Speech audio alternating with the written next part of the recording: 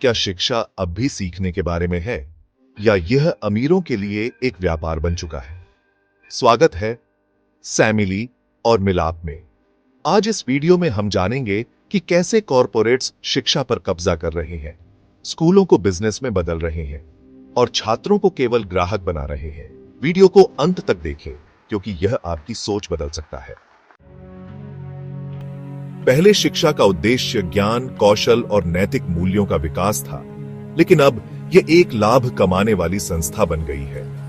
अब प्राथमिकता छात्रों की शिक्षा से ज्यादा स्कूल की प्रतिष्ठा पर होती है।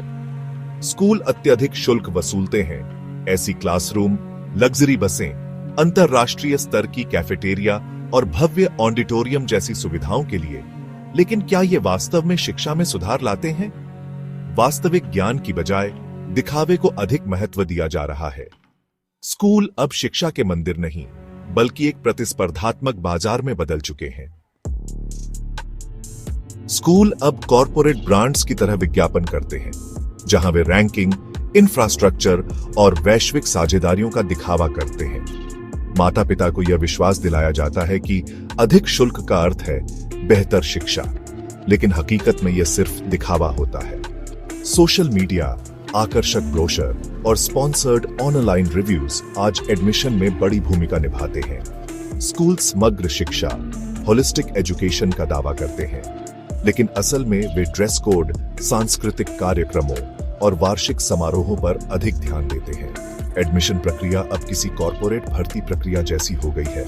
इंटरव्यू, ग्रुप डिस्कशन, माता पिता की पृष्ठभूमि की जांच और डोनेशन के विभिन्न रूप।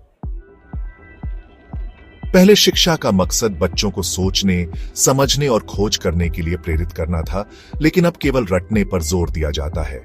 स्कूल केवल परीक्षा केंद्रित शिक्षा देते हैं, जहां छात्रों को तैयार किए गए नोट्स, गाइड और शॉर्टकट्स दिए जाते हैं, बजाय उन्हें खुद सीखने और समझने का मौका देने के। छात्रों को उत्तर याद करने पर मजबूर किया जाता है, जिससे उनकी समस्या समाधान और आलोचनात्मक सोचने की क्षमता खत्म हो जाती है। कोचिंग सेंटरों और ट्यूशन पर निर्भरता बढ़ रही है, क्योंकि स्कूल गहरी समझ देने में असफल हो रहे हैं। क्या छात्र वास्तव में शिक्षित हो रहे हैं या उन्हें सिर्फ परीक्षा पास करने की ट्रेनिंग दी जा रही है? शिक्षक, जो शिक्षा की रीढ़ माने जाते हैं, उन्हें अत्यधिक कार्यभार दिया जाता है, लेकिन वे कम वेतन पाते हैं।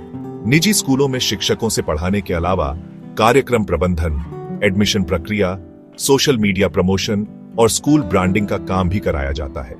स्कूल प्रशासन लाखों कमाता है, लेकिन शिक्षकों की सैलरी में कोई खास इजाफा नहीं होता।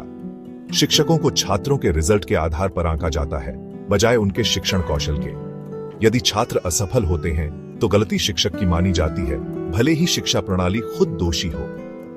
कई शिक्षक स्कूल के बाद ट्यूशन पढ़ाने के लिए मजबूर होते हैं, ताकि वे अपनी आर्थिक स्थिति संभाल सकें। जब शिक्षकों को कॉरपोरेट कर्मचारियों की तरह ट्रीट किया जाता है, तो शिक्षा की गुणवत्ता खुद ब खुद गिरने लगती है।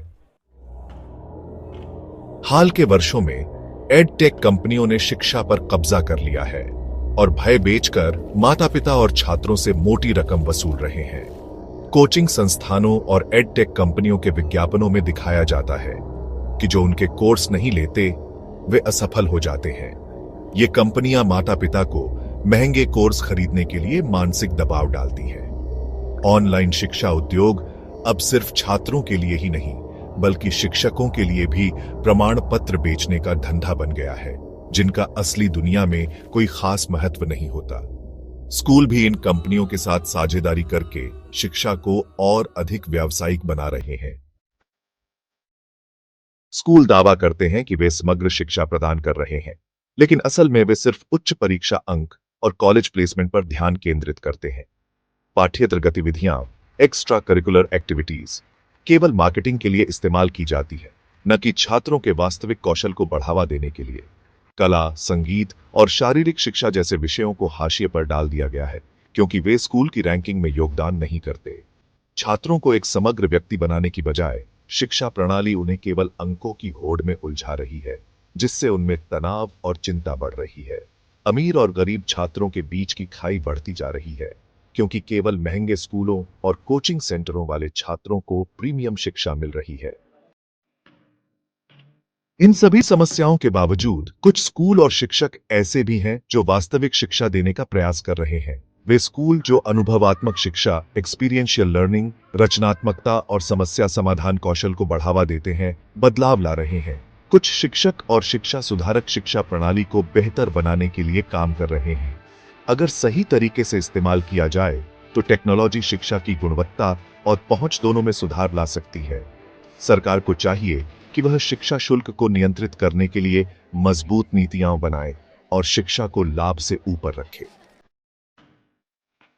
अंतिम प्रश्न, क्या हम समझदार छात्र तैयार कर रहे हैं या सिर्फ अच्छे कपड़े पहने हुए रोबोट? Call to action. यदि आप मानते हैं कि शिक्षा को व्यापार नहीं बनना चाहिए तो इस वीडियो को साझा करें। चलिए वास्तविक शिक्षा को वापस लाते हैं। साथ ही लाइक, शेयर और सब्सक्राइब करना न भूलें। अगले वीडियो में फिर मिलते हैं।